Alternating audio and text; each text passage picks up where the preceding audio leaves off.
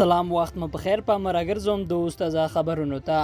هند چبار بندر لاره د لومړی محمولې لورتګ هر کلای کړای هندي رسنیو د یاد هیواد د بندرونو ادارې د رئیس کومار ګفتا لکولا خبر ورکړی چې د چبار لاره به سوداګري لا پراخه او پیاوړې کړي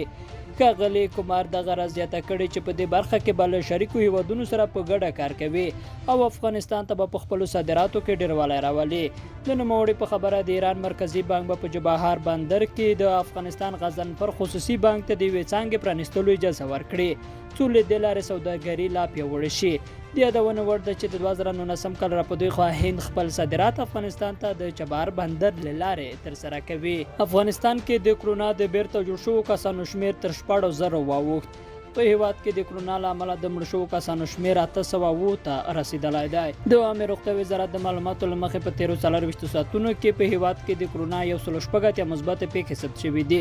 او همدارس د کرونا 3 ناروغان په همدې موده کې مړه شوي دي په دې سره د ټولو مثبتو پیښو شمیر 2,022 ته ورسیدلی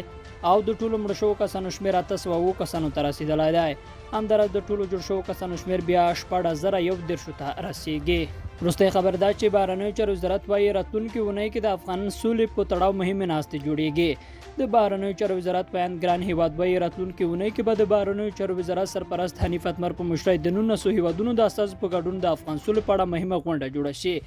د هیواد په خبره د یادې ناستې هدف د افغان سولې په اړه د نړیوال او سیمه ییز اجماع پیاوړتیا ده هغه زیاته کړې چې تر اوسه د بین الافغاني ناستې کره نیټه نه ده څرګنده خو په وینا یې د راتلونکي ناستې ترسره کېدو وروسته په دې اړه معلومات له رسنیو سره شریک کړي